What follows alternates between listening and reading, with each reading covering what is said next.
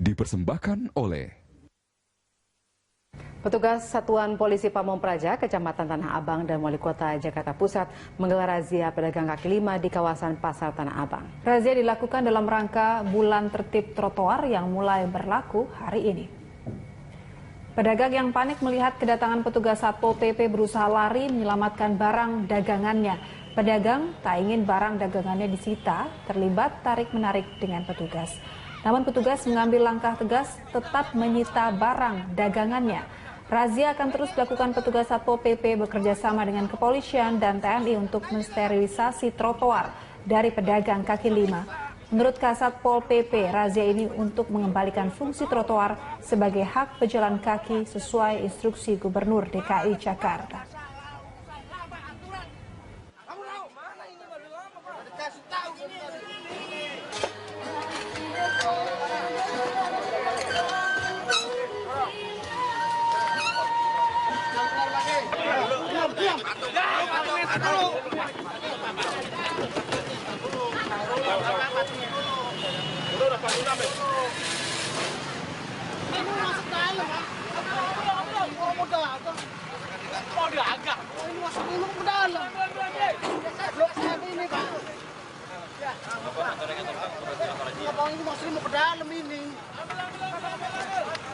Bahwa dalam rangka menindaklanjuti instruksi Gubernur nomor 99 tahun 2017 tentang Bulan Tertib Trotoar.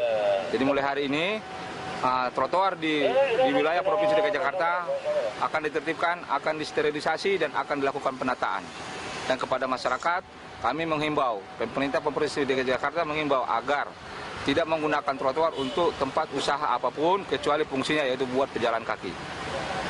Kemudian pada hari ini juga kita beserta rekan-rekan kita dari TNI Polri, Pemprov DKI Jakarta secara bersama-sama melakukan penertiban, pengawasan dan sosialisasi kepada masyarakat agar tidak lagi menggunakan trotoar untuk tempat usaha dan kegiatan lainnya kecuali fungsinya yaitu buat pejalan kaki.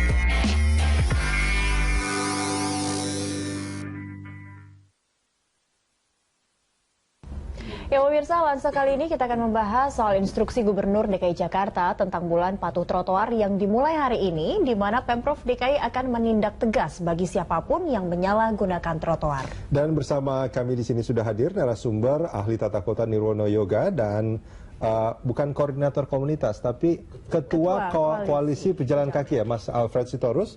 Dan kami juga nanti akan terhubung melalui sambungan telepon dengan Wakil Kepala Dinas Perhubungan DKI Jakarta, Sigit Wijatmoko. Ya, dan sebelum kita kembali ke narasumber kita untuk membahas topik ini, kita akan lihat dulu pemirsa ini seperti apa koalisi pejalan kaki dalam menyampaikan imbauan yang terkadang harus mendapatkan penolakan, bahkan intimidasi. Salah satunya aksi yang mereka lakukan pada pertengahan bulan Juli lalu di Jalan Kebon Siri, Jakarta Pusat. Kita simak videonya berikut ini.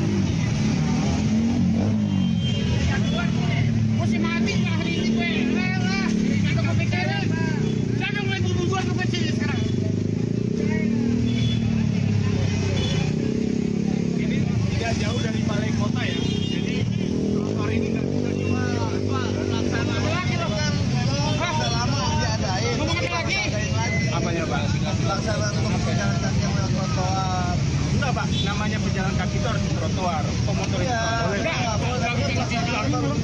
bukan Pak, itu undang-undangnya ada.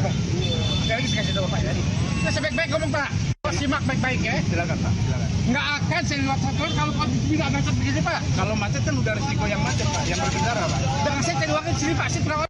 Kaki itu terpaham nggak Pak saya bilang? Kalau Pak pisau saya atau Pak? Habis itu urusannya. Ibu kota itu udah nggak ada lagi Pak, barbar-barbaran. Kalau macam kayak Bapak terus digituin.